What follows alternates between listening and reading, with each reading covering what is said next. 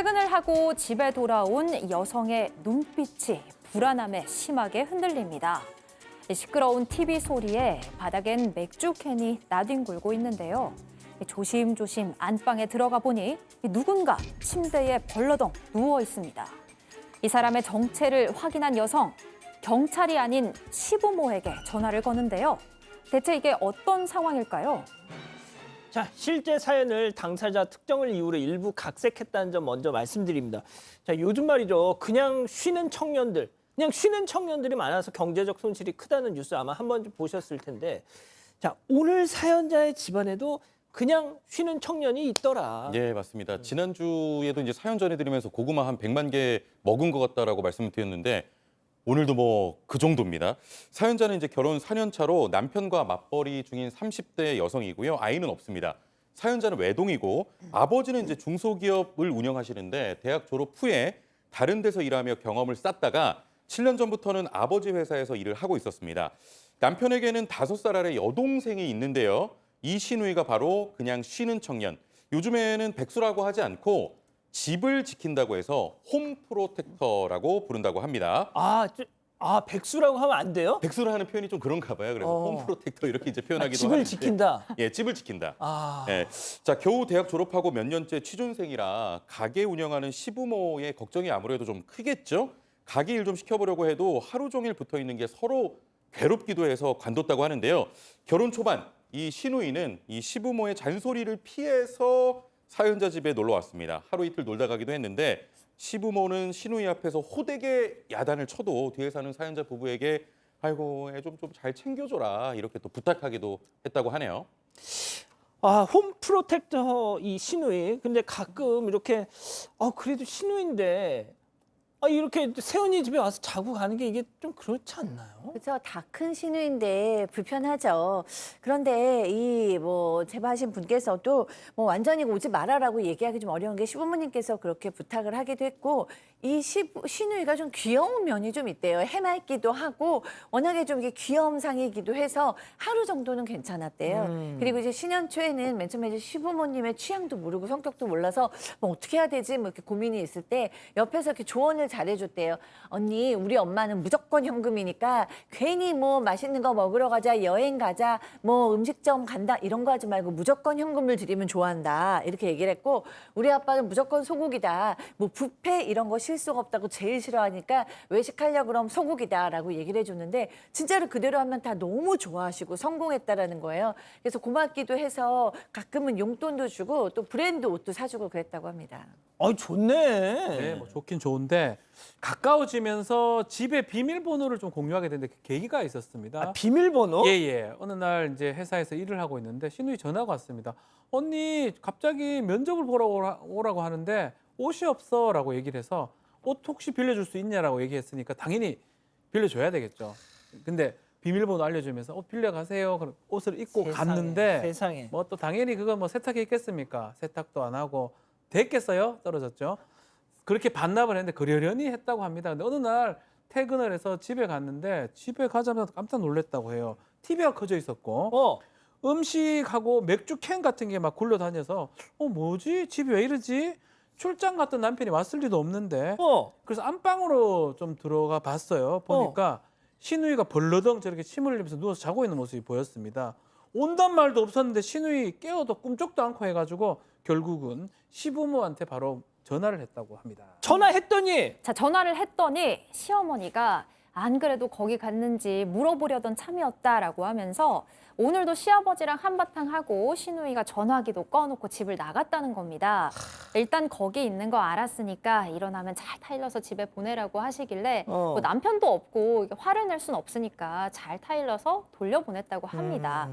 그런데 몇 주 뒤 주말 저녁에 오랜만에 남편이랑 같이 TV를 보고 있는데 시누이가 갑자기 연락도 없이 찾아왔습니다. OTT 드라마 새로 나온 게 있어서 세연이랑 같이 보려고 왔죠. 집에선 눈치도 보이고 여긴 TV가 커서 볼맛이 나잖아요. 이렇게 말하면서 왔대요. 남편은 제가 철딱서니가 없어 하면서도 배달 음식까지 시켜주더랍니다. 사연자는 이러다가 시누이가 계속 올까 봐 좀 겁이 나기 시작해서 OTT 요금제를 바꾸고 시누이가 이제 다른 곳에 있어도 볼 수 있게 계정을 공유를 해줬습니다. 아, 그냥 너 사는 데서 봐라. 네, 그러니까 이게 나름대로 눈치를 준 거죠. 아. 집에 오지 말고 우리 집에 오지 말고 다른 데서 봐라 하고 눈치를 어. 준 건데 시누이는 아싸 돈 굳었다 하면서 오히려 좋아했다고 합니다. 아, 그냥 비밀번호를 바꿔야지. 그걸 왜 무슨 계정 공유를 해? 그러니까 아직까지는 좀 긴가민가 하시잖아요. 얘기 더 들어보면은 이제 지금부터 시작이에요. 어떻게 보면. 혹시 기억하실지 모르겠는데 예전에 이제 한 TV 프로그램에서 시골의 노부부가 자녀에게 이제 영상 편지 보내는 그런 좀 예전 프로그램이 하나 있었어요. 예. 거기에 이제 한 할아버지가 아들아, 그 옆집에 보일러 놨단다. 하지만 뭐 우린 필요 없다. 우리가 잘 견디면 된다. 근데 저 옆집 보일러 좋더라. 뭐 이런 그 영상 편지 보내는 프로그램도 있었는데 시누이가 이제 집에 돌아가고 얼마 안 돼서 남편이 시어머니의 전화 한 통을 받게 됩니다.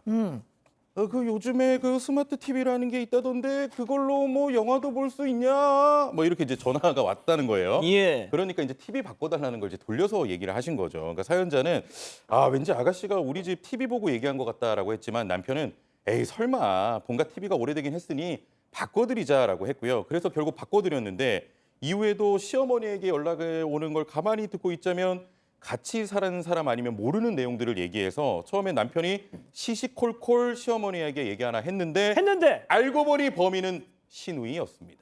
아니 이게 어떻게 된 거예요, 교수님? 그러니까 시누이가 막 한 달에도 며칠씩 와서 자고 그랬잖아요. 어. 그러다 보니까 자연스럽게 생활 패턴을 알게 된 거예요. 시누이 언니가 몇 시에 퇴근을 하고 오는지, 아침에는 뭘 먹고 가는지, 회식은 있는지, 배달 음식은 얼마나 시키는지 알게 된 거예요. 근데 그걸 다 이제 얘기를 한 거죠.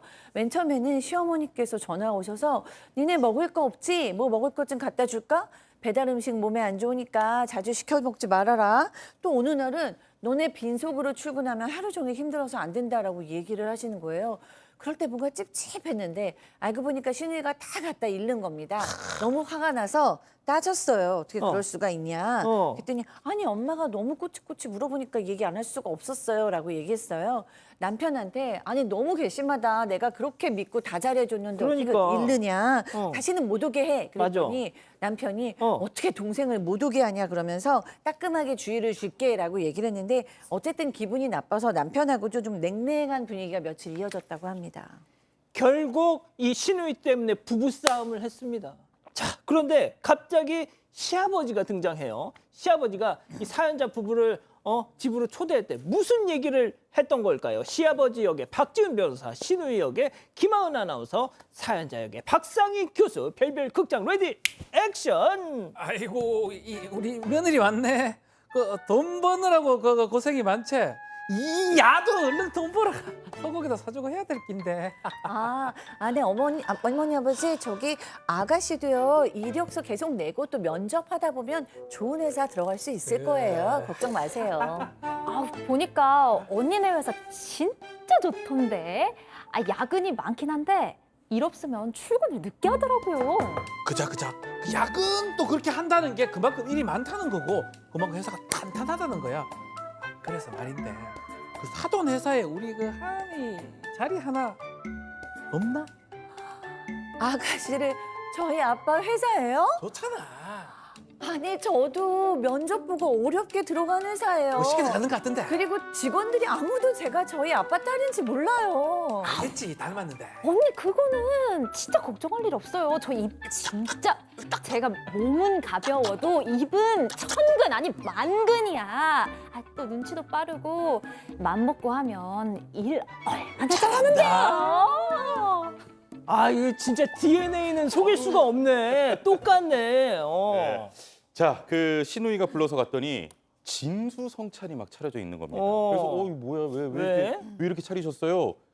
그랬더니 이제 시아버지가 야, 앞으로 얘가 괜히 오빠네 집 드나드는 일 없도록 할게 하면서 먼저 선수 치듯이 얘기를 했다는 겁니다. 거기까진 좋았는데 그러면서 아이고 얘도 어서 자기 일을 찾아야 할 텐데 걱정이야. 혹시 그 사돈 회사에 자리 없냐? 네 밑에서 일 배우면 너무 좋을 것 같은데 막 이랬다는 겁니다. 안 그래도 시누이가 전부터 언니네 회사 월급이 어떠냐, 직원 몇 명이냐, 회사에 대해서 코치코치 물었는데 그게 스쳐 지나가면서 아찔했다고 합니다. 사연자는 저도 면접 보고 들어갔고요. 회사에서도 제가 대표님 딸인 거 아무도 몰라요. 아버지한테 그런 부탁 해본 적도 없고 곤란합니다라고 했더니 시누이, 시어머니, 남편까지 아유 말이나 좀 꺼내봐라고 조르기 시작했다고 합니다. 아, 교수님. 네, 뭐 이거는 답은 정해져 있는 거죠. 뭐요? 불가능한 거죠. 왜냐하면 장기적으로 봤을 때 미래의 행복을 봤을 때 아무도 행복한 일이 없어요. 왜냐하면 일단 이 시누이도 여기서 얼마나 적응할 수 있지 실력이 되지 않는 상태에서 얼마큼 갈 수 낙하산이라는 얘기 들을기도 어렵고 결국에는 잘릴 수도 있단 말이에요. 그렇게 되면 더 불편하고 그다음에 이 시부모님들도 사돈댁에 보내놓고 얼마나 정말 잡을 안 서기겠어요. 게다가 만약에 잘리기라도 하면 이 관계가 굉장히 어려워지고 그다음에 이 제보자는 회사에서 얼마나 고통스러울 것이며 그 사장님은 그러니까 제보자의 아버님도 실력이 안 되는 사람을 뭐 입사시키기도 어렵고 자르기도 어렵고 남편은 그 안에서 얼마나 괴로울 것이며 결국 멀리 봤을 때는 아무도 행복한 사람이 없습니다. 다만 큰 숙제가 있죠. 이걸 얼마나 부드럽게 상처 안 받게 완곡하게 설명하고 거절할 것이냐의 숙제가 있는 거죠. 박 변호사님. 이건 법의 문제는 아니고 아니야. 거절해야 된다고 생각이 들어요. 이게 법은 아니야. 예, 말이 안 됩니다. 뭐 그렇다고 아무나 뭐 직장에 지금 할 수도 있는 상황도 아니고 나중에 더 큰 피해를 끼칠 수가 그 있어요. 시누이한테 따끔하게 한 말씀만. 네 삶을 살아라. 정상적으로. 인간아. 아, 내가 시아버지인데 예. 죄송합니다. 예. 아, 웃으면 안 되는데.